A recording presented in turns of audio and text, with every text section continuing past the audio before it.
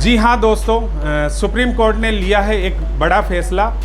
कब्जाधारी भी बन सकता है आपकी प्रॉपर्टी का असली मालिक। दोस्तों, आप सभी को मेरा नमस्कार। आप सभी का स्वागत करता हूँ आपके अपने इस YouTube चैनल पर। दोस्तों, जैसा कि आप सभी जानते हैं, मेरे इस YouTube चैनल का उद्देश्य है कि शहर में हो रहे ग्रोथ, डेवलपमेंट, न्यू इंफ्रास्ट्रक्चर और इन्वेस्टमेंट और रियल इस्टेट से संबंधित जानकारी को मैं काफ़ी सरल भाषा में और काफ़ी सरल तरीके से आप सभी तक पहुंचा सकूं। तो दोस्तों, मेरे इस चैनल को आप सब्सक्राइब ज़रूर करें और दिखाए गए वीडियो को लाइक करें एंड ज़्यादा से ज़्यादा शेयर करें ताकि इम्पोर्टेंट जानकारी आप सभी तक पहुंच सके।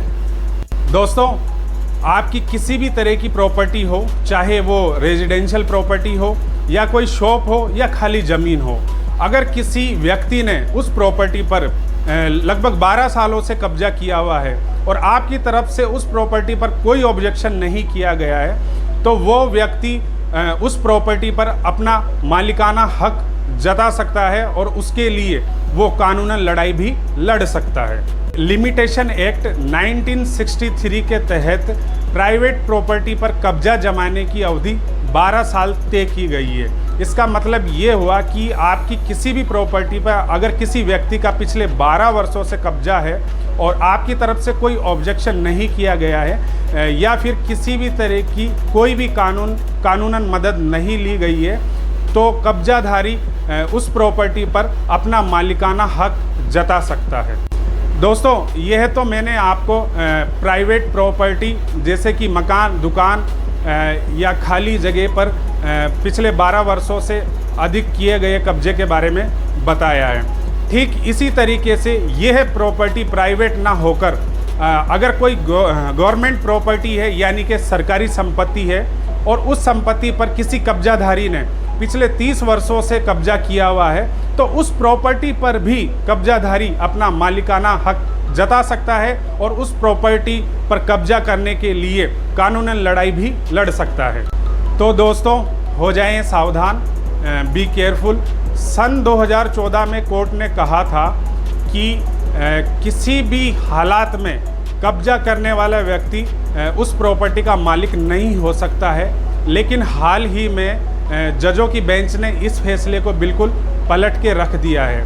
अब कोर्ट का कहना है कि अगर किसी व्यक्ति ने 12 वर्षों से प्रॉपर्टी पर कब्जा किया हुआ है और सामने वाले की तरफ से कोई ऑब्जेक्शन नहीं है, कोई कानूनन उन्होंने राय नहीं लिए या कानूनन कार्रवाई नहीं की है, तो उस प्रॉपर्टी पर कब्जाधारी अपना मालिकाना हक जता सकता है। कोर्ट ने ऐसे कब्जाधारियों को एडवर्स पोजीशन का फ़ायदा मिलने की बात कही है। दोस्तों, यह फैसला प्रॉपर्टी मालिकों के लिए एक खतरे की घंटी ज़रूर है, लेकिन मैं आप लोगों को कुछ ऐसे सुझाव बताऊंगा जिसे अपनाकर आप अपनी प्रॉपर्टी को सेफ़ एंड सिक्योर रख सकेंगे। कुछ ऐसे सॉल्यूशन दूंगा जिसे आप लोगों को अपनाना ही होगा। फर्स्ट, आप अपनी प्रॉपर्टी को बिल्कुल भी खाली ना छोड़ें। अगर यदि आपने प्रॉपर्टी खाली छोड़ रखी है तो उसकी समय समय पर जाकर देख रेख करें। सेकंड, यदि आपने प्रॉपर्टी रेंट पे दी हुई है तो 11 महीने का रेंट एग्रीमेंट ज़रूर बनवाएं और उस रेंट एग्रीमेंट को समय रहते हुए रिन्यू ज़रूर कराएं।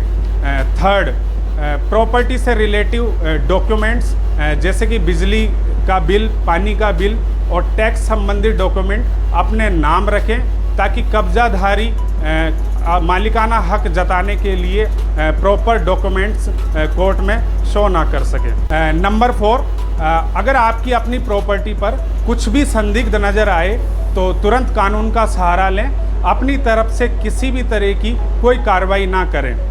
नंबर 5, केवल वसीयत और पावर ऑफ अटॉर्नी से मालिकाना हक साबित नहीं होता है, उसके लिए ज़रूरी प्रॉपर्टी के दस्तावेज और कानूनन डॉक्यूमेंट्स आपके अपने नाम होना ज़रूरी है। नंबर 6, यदि आपकी प्रॉपर्टी पर पिछले 12 वर्षों से कब्जा है तो कब्जाधारी यही बताएगा कि बिना किसी रोक टोक के पिछले 12 वर्षों से उसने कब्जा कर रखा है, और आपको यह पेश करना होगा कि उस कब्जे पर समय रहते हुए ऑब्जेक्शन किया गया है और उसके ठोस सबूत आपको कानून के सामने पेश करने होंगे।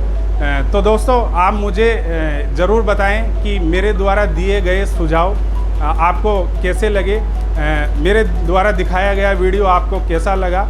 आप मुझे कमेंट बॉक्स में कमेंट करके ज़रूर बताना, और इस दिखाए गए वीडियो को आप ज़्यादा से ज़्यादा लाइक करना, ज़्यादा से ज़्यादा शेयर करना, और मेरे इस YouTube चैनल को सब्सक्राइब भी ज़रूर करना, ताकि मेरा मोटिवेशन बना रहे और ऐसी इम्पोर्टेंट जानकारी मैं आप लोगों तक पहुंचाता रहूं। तो दोस्तों, आप सभी का थैंक यू बोलना चाहूँगा, आप सभी को मेरी तरफ से धन्यवाद। मिलते हैं नेक्स्ट वीडियो।